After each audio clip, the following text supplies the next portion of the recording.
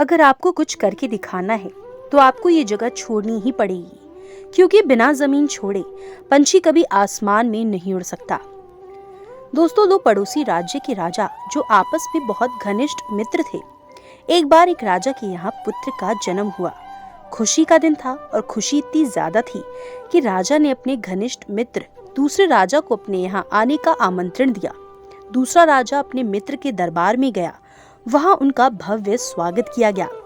राजा ने अपने पुत्र होने की खुशी में मित्र राजा को एक उपहार दिया। ये उपहार बड़ा खास था। उपहार के रूप में मित्र राजा को बाज के 2 बच्चे दिए। बाज के बच्चों को देखकर राजा बहुत खुश हुआ। बच्चे छोटे थे लेकिन उनकी नस्ल बहुत बढ़िया थी। राजा को अपने मित्र द्वारा दिया उपहार बहुत अच्छा लगा। राजा अपने राज्य में आ गए। आकर अपने राज्य में सबसे अच्छे ट्रेनर को बुलाया जो बाज को अच्छी कलाबाजियां और अच्छे करतब सिखा सके। ट्रेनर बाज के बच्चों को अपने साथ ले गया। ट्रेनर ने बाज के बच्चों के ऊपर 2 महीने बहुत मेहनत की।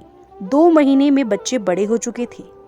एक दिन राजा ने सोचा, क्यों ना आज ट्रेनर के पास जाकर देखा जाए कि बाज के बच्चे कैसे हैं, उन्हें क्या क्या सिखाया है। राजा ट्रेनर के पास गया तो देखा कि एक बाज तो ऊपर आसमान में अच्छी उड़ान भर रहा है, अच्छी कलाबाजियां दिखा रहा है, लेकिन दूसरा बाज थोड़ा उड़ने के बाद एक पेड़ की शाखा पर आकर बैठ जाता।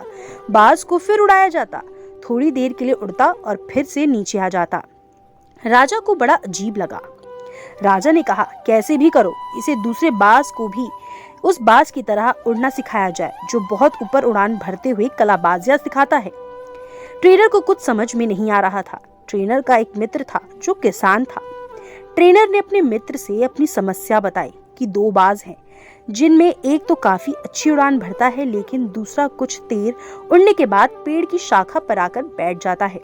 किसान ने देखा कि बाज हर बार पेड़ की एक ही शाखा पर आकर बैठता है, तो किसान ने उस शाखा को ही काट दिया जिस पर बाज हर बार आकर बैठ जाता था।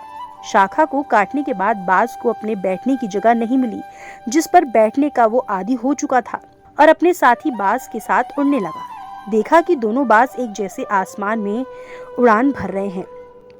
दोस्तों, ऐसा ही कुछ हमारी जिंदगी में होता है। ऐसी ही शाखा हमारे या आपके जीवन में हो सकती है जिसे हम अपना कंफर्ट जोन कहते हैं, लेकिन देखा जाए तो ये हमारे लिए नुकसानदायक साबित होता है। हम इसमें रहते हैं, कुछ अलग करने के बारे में सोच नहीं पाते, जिससे हमारा कंफर्ट जोन ही हमें सफल होने से रोकता है। आपके पास जितना भी आराम करने के लिए संसाधन होंगे, आप उतना ही कम कुछ अलग करने के बारे में सोचेंगे।